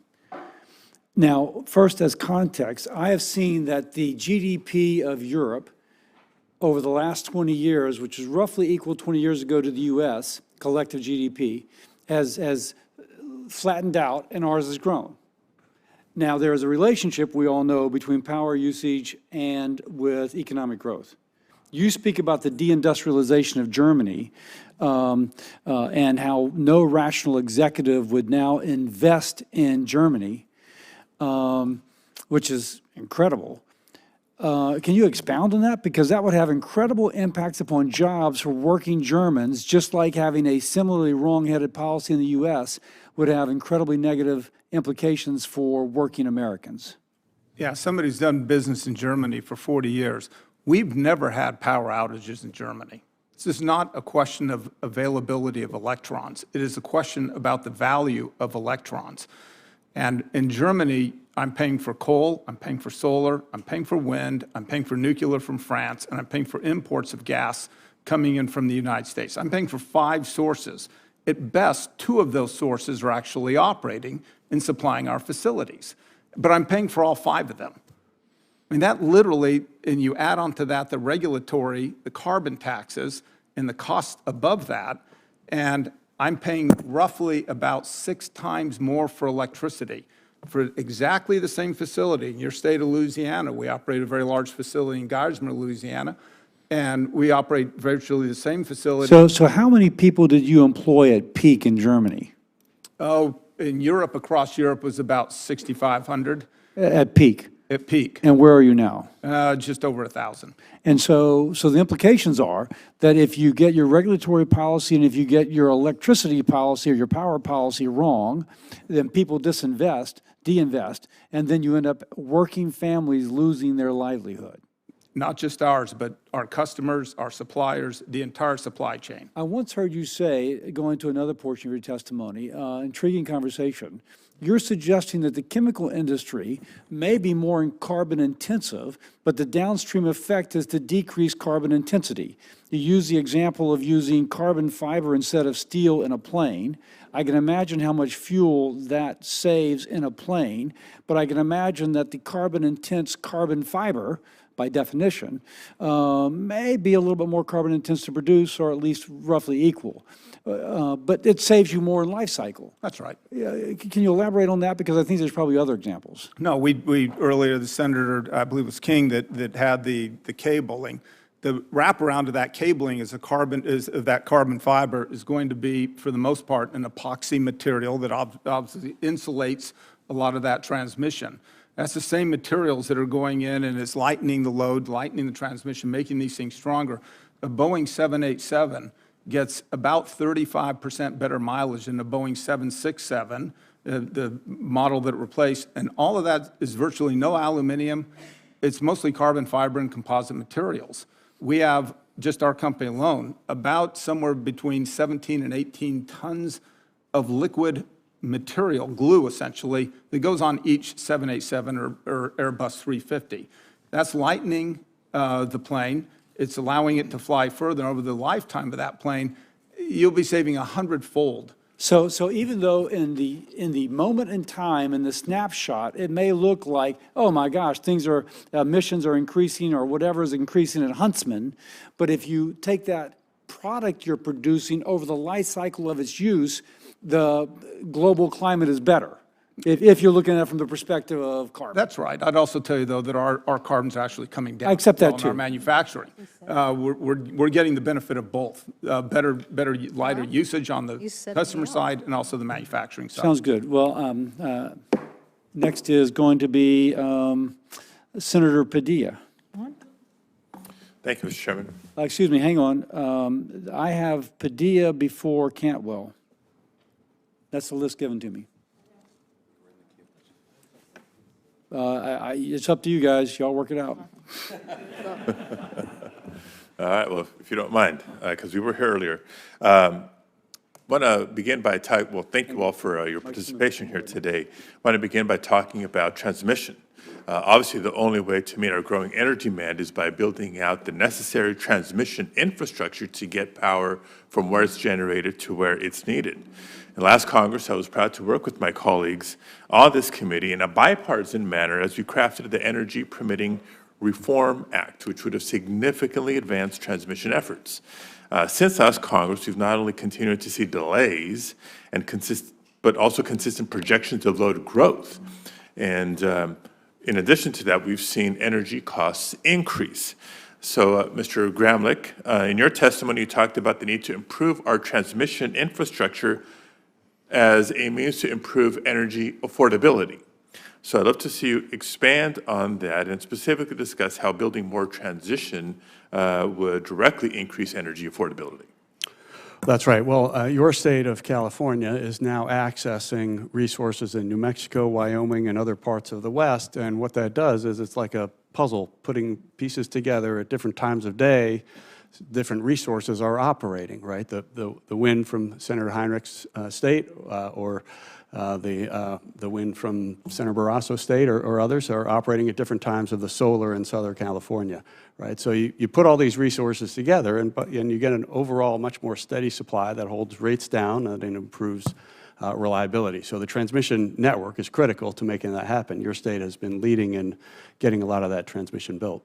So do I hear you suggest that multi-states coordinating the grid will improve affordability as well as reliability and even efficiency, some emission reductions as a result? I hear chatter among some Western states around that concept. Yes, and that legislation in Sacramento is critical to get that regional network of an integrated grid, a seamless grid. As long as we get it right, I agree. That's right. So to be continued. Right. Let me also do a quick sidebar because I heard the chairman in his opening remarks talk about some concerns in some quarters about solar and wind, other renewable energy, and the concerns about intermittency, to which I just want to make sure we're adding storage to the conversation. If you look at California's capacity now, not just breaking records on the amount of our electricity that comes from renewable sources, but a huge reduction in the threat of blackouts, even brownouts, because of the stability brought when you add storage to the equation. In addition to storage, another technology that I'm excited about is reconductoring. So I was proud to hear a couple of you talk about the benefits of grid-enhancing technologies and high-performance or advanced conductors in meeting our load needs. Rewiring our existing transmission lines with state-of-the-art carbon fiber or aluminum alloy materials has the potential to deliver as much as twice the current of the same size conventional steel and aluminum transmission cables. And what's especially exciting, it's by utilizing existing infrastructure and existing rights-of-way. So again, Mr. Gramlich, can you expand on how this new technologies, particularly reconductoring, can help us meet load growth in the future? That's right. Well, we all know how scarce rights-of-way are and how hard it is to get new rights-of-way, right? So we have these rights-of-way around the country that are a tremendous asset for this country. And so if we can squeeze more power over those rights-of-way, which might be as simple as stringing up a new cable on the existing towers, or it might be a rebuild of the towers. But these advanced conductors and superconductors can really help sometimes double the capacity right there. And then grid-enhancing technologies are more the operational technologies that Senator King also referenced. Those squeeze more, sometimes up to 40% for dynamic line ratings, for example. And these operational tools can create more headroom on the grid that allows more load to be developed reliably. So are you suggesting that with these upgrades, we can deliver more electricity more quickly than projects that are built from the ground up? Yes, and we're going to need both. We're certainly going to need new rights-of-way and lines as well. But creating that headroom quickly and much more affordably seems like a no-brainer. So the last question I have, and I'll try to make it quick. I know my time is running out here. Obviously, I'm proud to represent California. We're proud to be a policy leader on not just building capacity, but lowering our emissions footprint as a result. But California is not alone in investing and bringing online more solar, more wind. Can you name other states, maybe some not blue states, that are similarly investing and improving their grid reliability and affordability as a result? Well, absolutely. I mean, the whole center of the country, from Texas up through North Dakota, have a tremendous penetrations of both solar and wind. Texas, the last couple of days, has had over 80 gigawatts demand. They're nearing record demand, and a majority is being met with solar, wind, and battery storage. They're using storage just as you suggest and just as you do in California. When the sun's setting, that's when the batteries have charged up with all the solar power, and then they discharge to keep the evening lights on. So renewables plus storage, it's not a Democratic agenda or a Republican agenda, it's just common sense. Thank you very much. Gentlemen, thank you for being here. These kinds of hearings before this committee, I think, are so important because they remind us that an energy policy that really covers from Maine to Alaska and Hawaii and the parts in between require a diversity, right? I come from a state where we are proud to be producing oil. We are proud to be producing natural gas. But our reality is that most of the oil, of course, is sent outside. Our natural gas supplies in Cook Inlet are dwindling to the point where our utilities today are discussing how they are going to keep the lights on in the South Central region where the vast majority of Alaskans call home, and they're looking to Canada for their source of supply. That's insult to injury to this senator who's been working so hard to get us to a place where our energy is affordable, reliable, secure, diverse, secure, whatever you want to call it. It is a challenge for us right now. And one of the things that we have looked to, we've recognized that there is no one size fits all that fits us. And so I think we have, I don't know if it's fair to say that we have pioneered microgrids in Alaska, but we have darn well been leading in the country when it comes to how you take these isolated grids, because we have one grid in the state, it's called our rail belt grid, and it goes up about 350, 400 miles, and it comes down. And it's not a grid, it's like a rope. And there is vulnerability in that rope. And so this is something that, again, we are looking at ways that we can reduce our energy costs in the state that unfortunately experiences some of the highest energy costs in the entire country. And I think that that's counterintuitive to so many people who think, well, wait a minute, you guys supply all this stuff. Why are you not able to keep your own lights on? So we're a little bit of a conundrum. At the same time, we've got great opportunities. We would love to be a leader in data servers. It's cold up there. We got cold water. It's all the right things for you all. But if we can't power it, we can talk about these advantages until the cows come home. We don't have very many cows in Alaska. But we need to recognize that there is more that must be done in recognizing the extraordinary diversity. Mr. Huntsman, I really appreciated your testimony. You talk about the risk of distorted markets. I absolutely agree. I think our challenge is that we don't have a distorted market, but we just need to have more on our rail belt grid, just like we need on our microgrids. We were kind of pushed behind with this executive order that came out a couple weeks ago on wind and solar, because we do have a couple projects that were going to be integrated into this broader grid that is LNG, it is hydro, it's a little bit of wind, it's a little bit of solar. Basically, we're piecing everything together as best we can. And now we see a pushback on that EO by taking away the opportunities for greater affordability and reliability. It reminded me that we've been down this road before. It was the late 70s where the government prohibited the use of natural gas for electric generation. Think about where we would be if we still had that policy in place. And so we're back to this place where it's kind of dangerous to pick winners and losers. Just figure out how everybody participates in again, advancing a portfolio, an energy portfolio that makes sense across the board. So I guess I would direct a question, well, to any of the three of you in terms of the importance of ensuring that our federal policies are not in a position where we are picking the winners and the losers. And I grant you, wind and solar have been the, quote, mature technologies for a long time. But we're now in a place where the Secretary of Energy, his deputy, are going to be spending a lot of their time over at DOI with a review of every individual wind and solar decision that comes before the department. They got a lot to do. They've got a lot to do. I think that this is going to be distracting and taking away the time that they need to be working on some of the issues that all three of you have mentioned here this morning. Any comment on that? I've run my full 5 minutes, so that's not very fair to you, but go ahead. Well, real quick, oh, sorry, go ahead.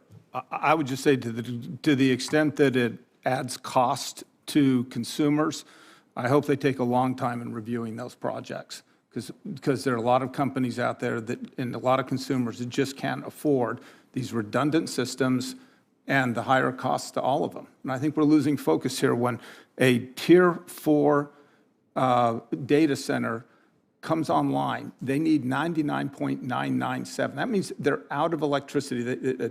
An Amazon center can be out of electricity like 27 minutes per year. They're not going to be relying on wind.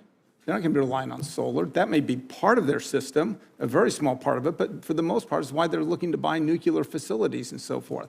And it's the consumers that's going to get caught up with this higher pricing, and it's companies like ours that's going to get caught up with this higher pricing. So I'm concerned about a lot of this. No, I hear you. I just want to add one final point to this.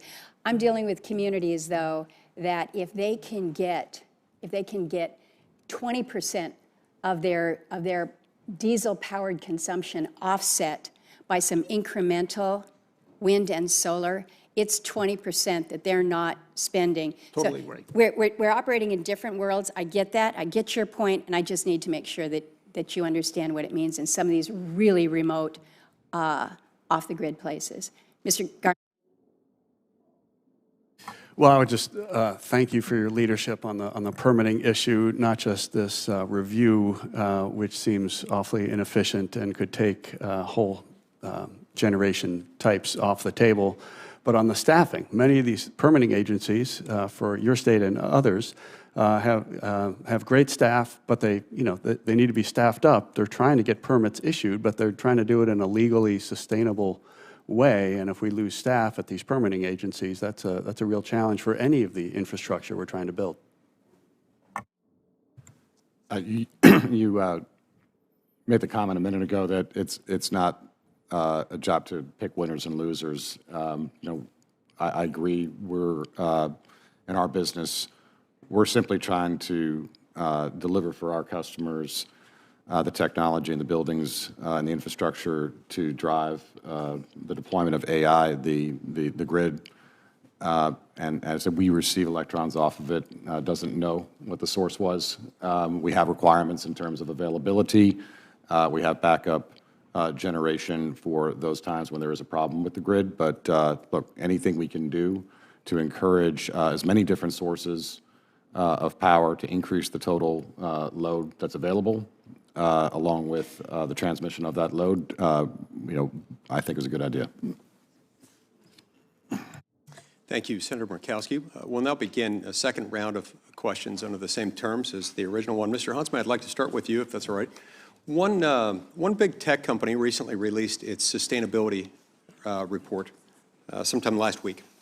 And it shows that company's carbon emissions rose by 6% last year in 2024, primarily due to the development of data centers and electricity consumption that goes along with that and other activities. Now, despite the rhetoric from some big tech companies and others about net zero, the reality is that their business model, particularly the business model of those that are heavily reliant on big data centers, requires reliable power, affordable power, and oftentimes natural gas is the best option.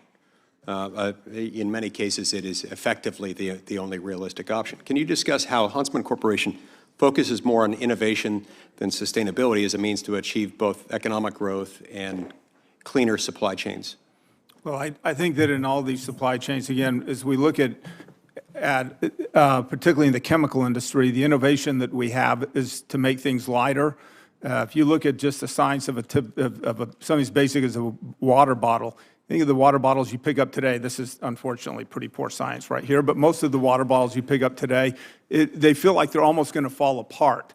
The water bottle today contains about 15% of the material that the same application did 10 years ago. That's innovation. It's making the industry more efficient, it's lowering the costs, and it's better for the environment.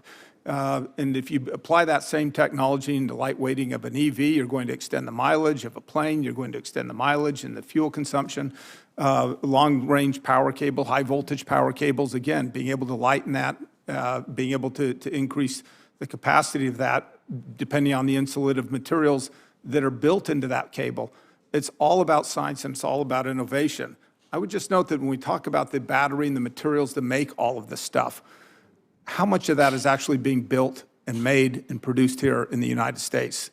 That's something that I think maybe it's for topic some other day, but we import a lot of raw materials, especially in the mineral side and the copper side and all this, from foreign powers and from foreign entities. And so when we talk about the battery build-out, we talk about the long-term cable construction, so forth, a lot of this is going to require more construction, more permitting here in the United States if we really want to domesticate and we really want to take advantage of this build-out. We ought to be building these raw materials in the U.S. as well. But if I'm understanding you correctly, you're saying for every widget that Huntsman Chemical produces or every widget that someone else produces using Huntsman Chemical products, something like this, for example, although I will never look at these anymore without thinking poor science. If you're able to innovate, you can produce the same number of widgets or even more widgets with fewer environmental impacts, including fewer emissions through technological innovation. Do I understand you correctly? I believe our industry does that as well as anybody, if not better. Mr. Tench, arguably the primary industry that the issue that your industry contends with involves the availability of reliable power. According to some reports, there's some utilities have told data center developers that additional power to fuel data centers can take up to a decade to deliver.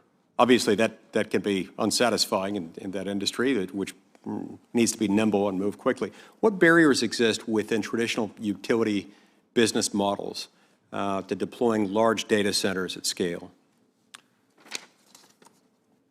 I'm not an expert on the underlying business model for most of these utilities. What I can describe is what I observe and the interactions that we have, and that is that when we begin our planning cycle, we will submit applications for engineering studies, which can take a year.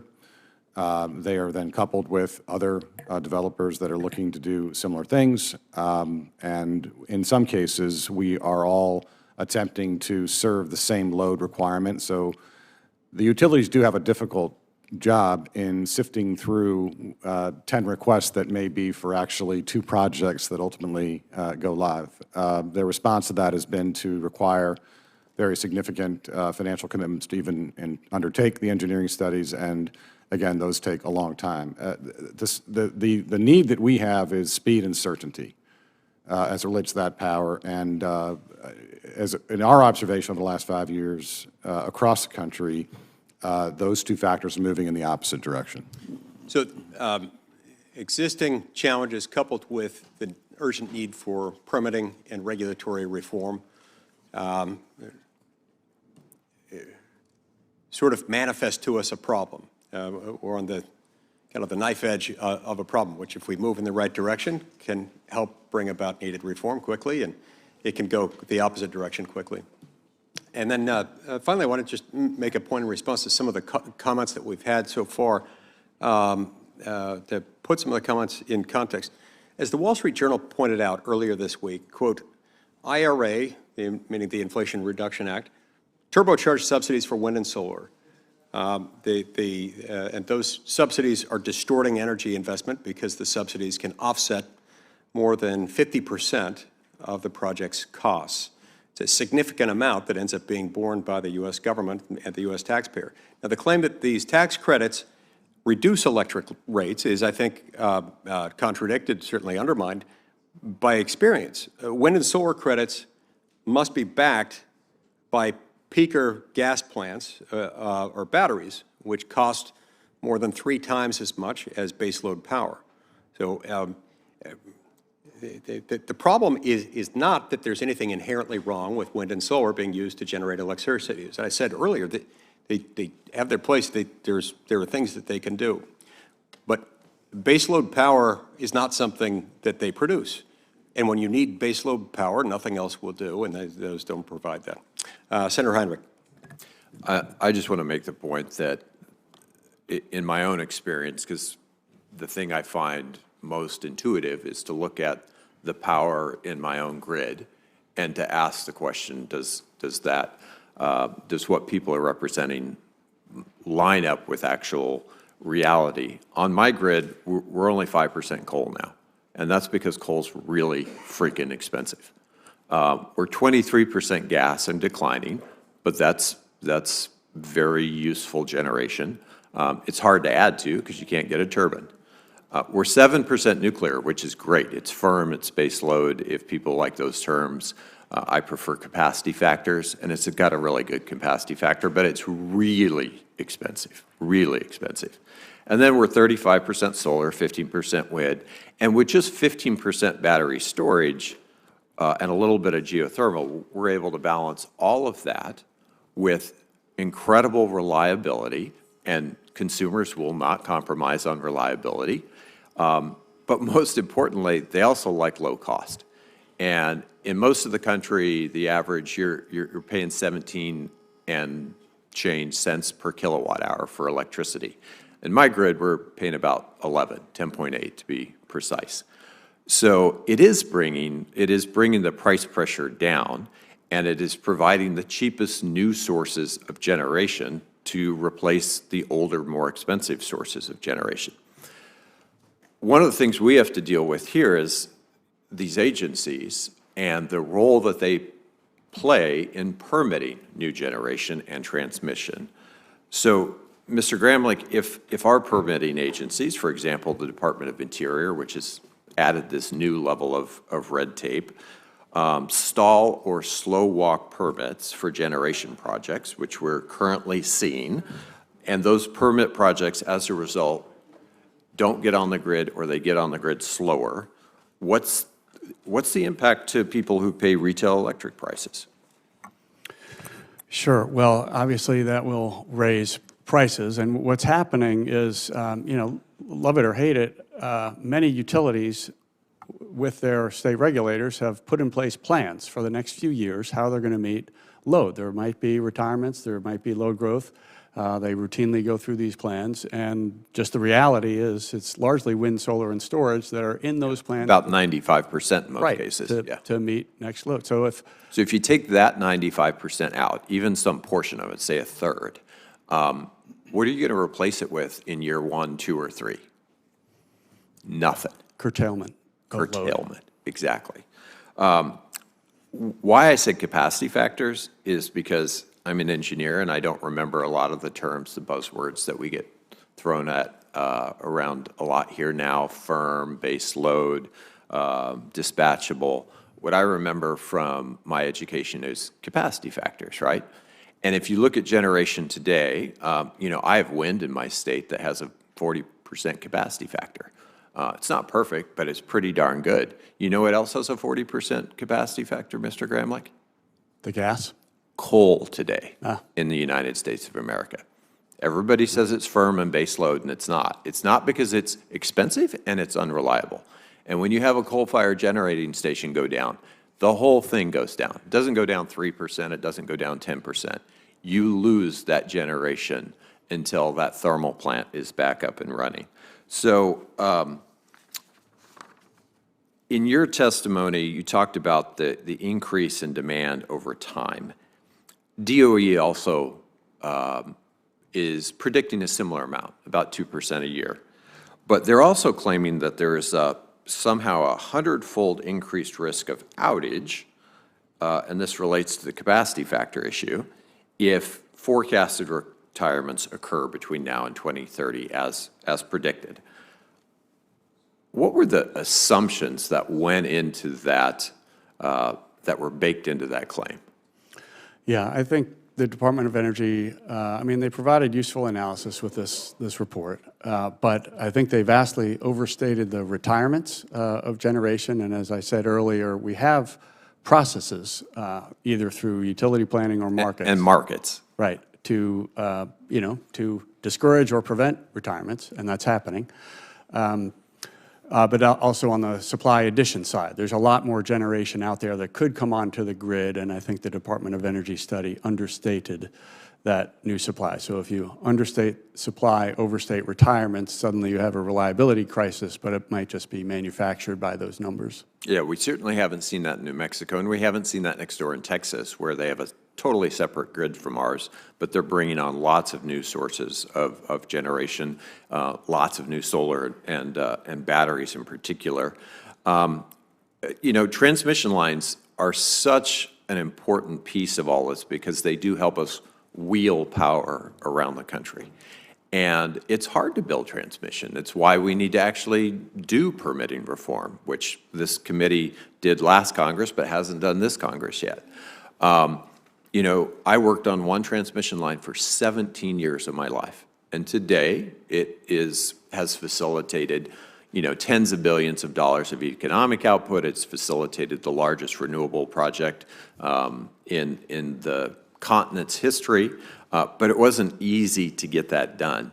If you create a system where the politics can change overnight, where, for example, a loan from the Loan Program Office can be decided by politics rather than by metrics, what is the impact of that on reliability and on price pressure?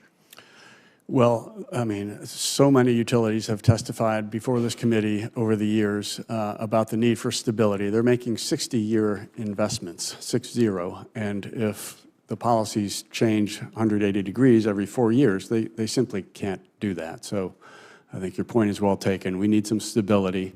I do think FERC is a great place for a lot of these orders as a bipartisan, nonpartisan agency for permitting. They could do more in that regard, but we need to get that regulatory stability for investment. Thank you. Senator Justice. We'll go to Senator Justice, then Senator Cantwell, then Senator Hirono. Thank you, Mr. Chairman. Well, guys, we got some really smart folks up here. There's no question about that. And I'm sure that y'all are super smart, and I'm very proud of your contribution to this great country in every way. And I really thank everybody out here in the audience and everything. I know you've got family and everything, and congratulate everybody for being here. let me just ask you just simply just this, or make this statement. Why do we continue to make this so much harder than it is? Really and truly, I'm from West Virginia, and I'm a new kid on the block, and I got a lot of white hair and everything, but I was the governor of the great state of West Virginia for 8 years and everything, and we did it with logic and reason and businessmen or businesswomen approaches and everything. And all of a sudden, we took a state that was flat dead on its back any way you can cut it to prospering like you can't imagine in no time. We know in the energy sector today that a year from now or a year and a half from now, we're going to hit the wall like nobody's business. That's all there is to it. We know that. And we absolutely know the contribution of fossil fuels. And if we had carried on and gone down the pathway of some that would say, we want rid of all of it. Coal is the nastiest, terrible, most terrible word in the dictionary. And so with all that being said, we want rid of all of it. And what would have happened? Here's exactly what would have happened. You know, and there's no point in dancing around it. We would absolutely be deciding between homes and industry or homes and jobs because we couldn't do them both. There's no way. And you know it. We all know it. All of y'all know it. So why don't we get at trying to do something that is the right thing? We know what the problem is. My dad would have told me 10 million times, son, you got to first know how deep you are in the hole, but when you know the position you are in the hole, then we can try to get out of the hole. He would have also said, for God's sakes a living, I don't care how hard you try, don't confuse effort with accomplishment. Now, we got to achieve right now. That's all there is to it. So I would just ask you just this, and this is the simplest thing I could possibly ask you. We all know we've got to have reliable. We know we have to have a regulatory climate that we can function. I mean, for God's sakes, we know all the answers. Why don't we just get at fixing the problem? But my question is just simply just this. From the standpoint of, can you talk about the dangers of retiring all fossil fuels, whether it be gas or coal or whatever? Can you talk about where we would be in this country today if we just decided, okay, that's what we're going to try to do? Because I do know this, West Virginia, 83% of the power in West Virginia comes from coal. I do know there are states out there that don't derive a lot of power from coal. I was the guy that said, embrace all, but for God's sakes a living, let's quit subsidizing one and making it unfair against the others. If it's not fair, let's quit doing it. You know, so talk to us about just what I just asked. Talk to us, please, and just go very quickly because I've only got a minute left. National suicide. I love it. And I'll tell you this. I was going to say this before we started. I love, and I don't know Peter Huntsman at all, but I love your bluntness, gosh almighty, because that's exactly what we need. We don't need to quit. We need to quit dancing around the ring around the rainbow. We need to absolutely do it. Now, go ahead, sir. Look, we're at the edge right now in terms of having the power we need. We're going to be running short. We need to preserve and add resources everywhere we can. Yeah, I'll just say, I mean, your state's very different in its preferences than neighboring states, and that's a good reason why states are largely in charge of generation choices and portfolios, so I don't think the federal government needs to be meddling right now in specific power plants. Let's leave that to the states. Would we not all say, if we were all being really smart, we have a situation that could become a national security situation, and it's right at our doorstep. Would we not all say, for God's sakes a living, why in the world don't we just look at what countries of the world are trying to do right today? China's building a coal-fired power plant every day, you know, and I'm exaggerating to make my point, but they're not doing it just because for fun. I mean, they know how absolutely important power is. So nevertheless, I thank you for being here. Mr. Chairman, I defer. Thank you. Senator Campbell. Thank you, Mr. Chairman. Good to see you, gentlemen. I like the subject of affordable electricity. It's kind of built the state of Washington over and over again. And so we've had a pretty robust conversation now with all of my colleagues here from different parts of the United States about how to get there. Haven't heard the word fusion yet. Certainly believe that while we're talking about transmission capacity and various sources of energy, the United States continuing to be a leader in breakthrough technology is also a key component, very important to the equation. Maybe somebody wants to address that. But I did, Mr. Huntsman, want to talk about the need for more electricity in the AI revolution, and particularly this issue you are talking about, the large amounts of composite material. I really did want to follow Senator Cassidy because it was a good lead-up, being from the state of Washington and aerospace and the transformation that we want to see in aerospace with larger percentages of composite materials. But won't we be able to create some efficiencies by using AI and then making it more efficient in the development of these very lightweight materials, but also intensity in what it takes to actually produce them? Won't there be a feedback loop here that will help us? Absolutely, Senator. You're spot on correct in that if you use the sciences of material sciences to lightweight anything, it's just a simple law of physics. You're going to require less energy to move that product, whether move that end item, whether it's an automobile or whether it's an airplane. And yes, AI is going to greatly facilitate the design, specifications, and the raw material usage to do these. What we also need to make sure is that we have a permitting process in place. If AI can tell us that we can make this new product, and we've got the capability of altering our manufacturing footprint to make it tomorrow, I may have to wait 3 to 5 years for the EPA to approve a new chemistry. And that's simply not acceptable when you look at what we're doing with AI and what we're doing with material sciences. So you're spot on. Okay, so how do we accelerate that then? Well, it'd be great if the EPA would follow the laws that all of you passed creating TSCA, which is they have 90 days to approve a product or not. Right now, we have products that have been waiting for 3 to 4 years to get approval. I can build a facility in China in less time than that. If you're going to be building these composite materials, you're better off going someplace other than the United States because it takes so long. We don't want that. We have a world demand for 40,000 airplanes right now. That's right. We are about to go to a major transformation where instead of building 40 planes a month, you'll be able to build 100 planes a month.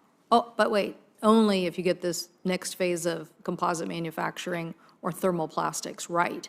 We're ready to go. And so we want to see that. We want to see it particularly related to AI and large-scale parts of the airplane. Obviously, you articulated very well in your earlier testimony how much the current manufacturing prowess has given us some percentage, 18 to 20, maybe even higher percentage of an airplane now with these lightweight materials. But the big move now is you can build bigger pieces, and obviously, instead of taking hours to bake in an autoclave, you can do them in a large-scale press. And so that's the thing in front of us. I was thinking a little more, yes, TSCA, but a little more about what agencies or what other people do you think we need to get involved to get people to understand that AI, we went to one of our national labs and we're just seeing some testing that was done that might have been done in the past by individuals, very repetitive, formulated process,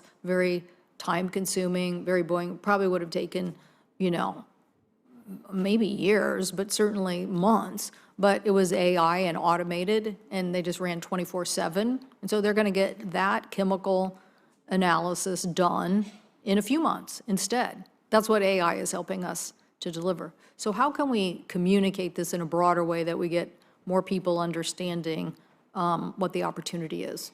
Well, I think if you make it applicable to the average person, for example, in cancer research, if you're able to apply AI, what if your cancer outcomes for cancer medications were to improve multiple fold? What if your prices of your groceries and so forth, because of growing seasons and so forth in AI, what if that were to improve? I think you need to be able to, there's such a fear of AI taking my job. That needs to be supplanted with the idea that every technological advancements we've had in modern industry has has benefited larger society. AI will do likewise. We need to do a better job selling that, both at a federal level and a state level and at an industrial level. I know my time's up, but fusion, good idea to make sure we're making progress, right? I would say absolutely. That's an exciting opportunity. Thank you. Thank you, Mr. Chairman. Thank you. Senator Hoeven. Thanks, Mr. Chairman.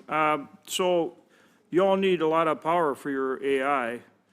How are we going to get more base load on the grid? We keep adding variable rate sources, and that is creating grid instability. You all want to use a lot of power off the grid. And when Chairman Lee turns his lights on and the lights don't come on, or he turns his air conditioning on in a hot day in Utah and it doesn't work because you're sucking all the power out of the grid and we're having blackouts and brownouts, he's going to be really unhappy, and he's got quite a temper. So how are you going to get enough base load out there to make sure that you not only can do all your great AI stuff, which you've been talking about, but we keep the power on for all our consumers that need it 24/7. And you can go in any order you want, but I'd like to get your opinions on it. Happy to start. Look, I think what we've been talking about in the hearing is about ways in which we can ensure that we can gain access to the electrons that are already on the grid through greater levels of interconnection, enhancement to the intelligence of the grid itself so that it can be more adaptive to load changes that are occurring, and again, use better the generation and transmission infrastructure that we already have. That said, it's not enough, and our position is we need to encourage as much new generation of whatever type as we can, including nuclear, including geothermal, et cetera. Right, but if you don't balance it out, you're going to have instability, you're going to have blackouts. If you just keep adding wind power or other variable sources, you're going to have problems. And it seems to me there's a lot of people who want to take coal off the grid, and there's a lot of people that seem to have phobia about nuclear. And a lot of people don't want to allow any transmission or any of those kind of things to be built. How are you going to break through that and get this done? Because you all are bringing on a big-time demand for power at a high rate. And at some point, everybody kind of wants to go on like everything's going to be just fine and they're going to have all their power and not kind of get the idea that we're going to have to do some of these things. How are you going to crack this mindset so people kind of put their shoulder to the wheel and say, yeah, we need all these things? Well, hopefully, hearings like this where we're helping to inform folks like yourselves who are in a position to influence regulation and the other agencies that are involved in this will help. But if we can agree that the ability for the United States to be dominant in AI technology is a matter of national security, which I think it is, hopefully that will rally folks around us applying our influence, our pressure, in our case, our capital, towards incremental sources of generation and transmission. Simple fact. Go ahead. Let me add one more thing before you, both the others, give me some thoughts. But look, nuclear is going to take some time, and we're going to have to change the way we build it to practically build it at some reasonable cost and a reasonable time frame, which obviously we're trying to do. Chris, right, and everybody's trying to do it. And we're going to need to keep baseload coal around, for a lot longer. So we're going to have to start putting some of these things together. How do we do that? I mean, it's not just telling our chairman about it. I mean, somehow we got to get folks to really understand and buy into this program if you guys are going to get the power that you want for AI. Because a lot of folks see the potential of AI, but a lot of folks aren't all that thrilled about it.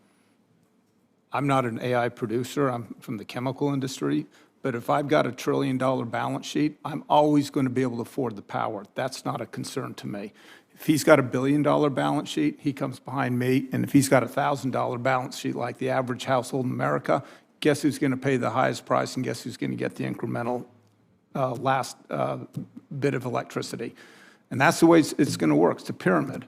And so if you can afford it, and what we need to be doing is, you're absolutely right, we need to be building out the base load power, which has got to come back to natural gas. That's going to be the cleanest, it's the fastest, it's the most economical means of having a reliable base load across the board. And that's from our industry, because we don't have a $1 trillion balance sheet. We've been through Europe, we've been through all these continents that have tried 7 different ways of making electrons, and they're virtually bankrupt. Doesn't work. We know it. It's not a theory, doesn't work. That was a really well, that's exactly what I'm getting at. I think folks got to hear what you just said. Because that's going to be meaningful to them. You know? That was very good. And, sir, any thoughts you would have?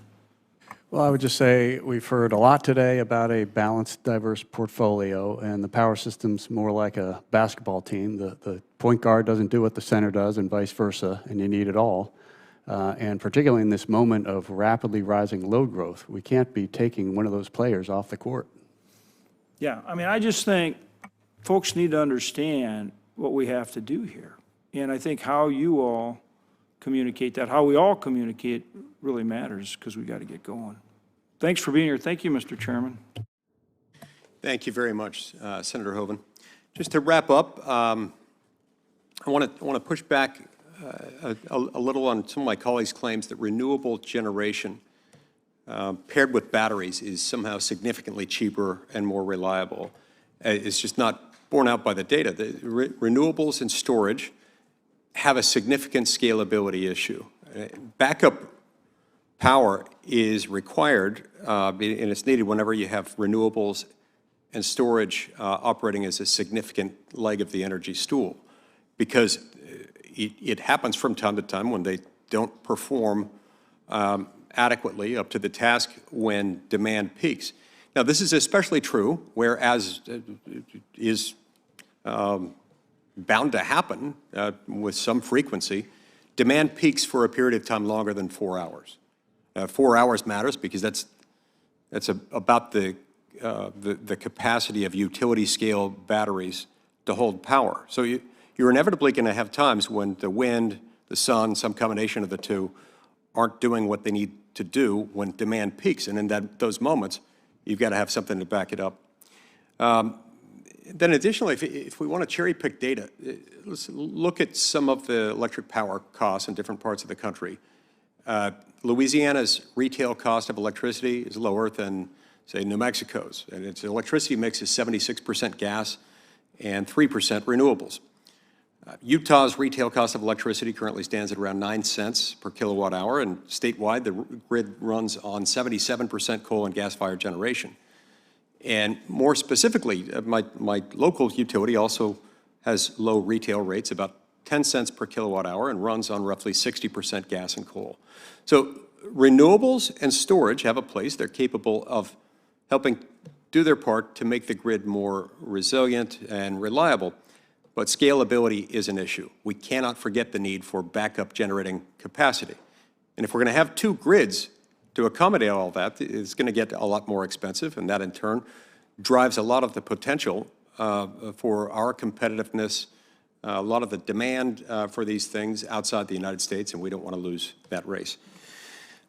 This has been a great hearing, and I want to thank each of you for being here and for your testimony. All 3 of you have offered phenomenal insights, and I'm grateful for the participation of my colleagues as well, who have made some great points. This will wrap up today's hearing. The deadline for submitting questions for the record, any senator who wants to do that must do so no later than 6 p.m. tomorrow, Thursday, the 24th of July. Senators will also have until 6 p.m. this coming Wednesday, July 30th, to add statements for the record to today's hearing. Thanks again to our witnesses and to all of you who participated. The committee stands adjourned. Thank you.